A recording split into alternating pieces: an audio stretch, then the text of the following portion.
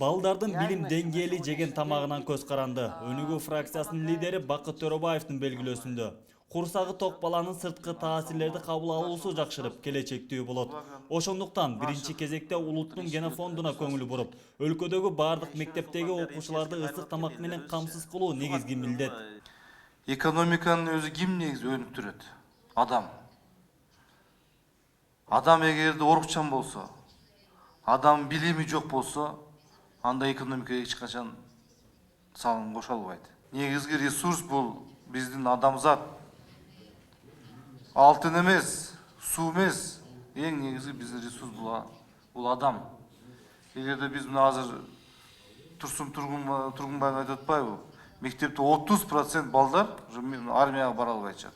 Маалыматтарга караганда өлкөдө 2218 мектеп бар. Башталгыч класстын окуучуларына бир маал тамагына республикалык бюджеттен бир күнгө 7 сомдон бөлүнөт. Басымдуу мектептер бул каражатка балдарга бир даана таттуу токот жана бир стакан кара чай берет. Ошол эле маалда эл аралык уюмдардын жана жергиликтүү бийликтин колдоосунда 14 сомго бир маал ысык тамак берген 300дөй мектеп бар. Эркек балдарды эмгекке албай атабыз, армияга албай атабыз, себеби деген же бою кичинекей, же болбосо салмагы жетпейт.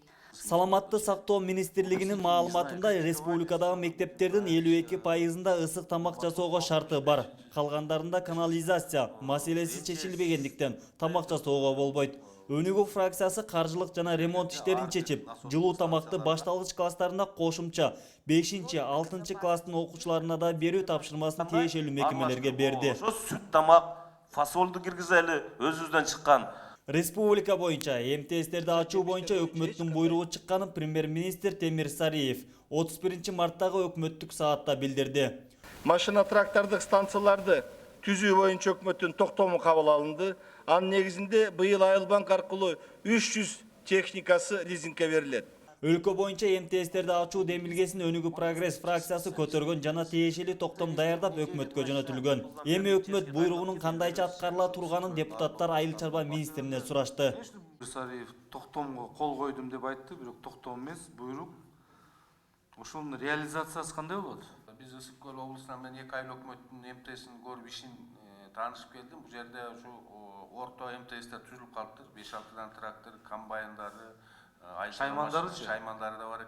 Айыл чарба министрлигинде 1-июлга чейин 2016 жылда бизге маалымат беришсин, канча МТСтердин ачылышын боюнча, кайсы областтарды, кайсы аймактарды канча семинар өткөнүн, ушу МТСтер боюнча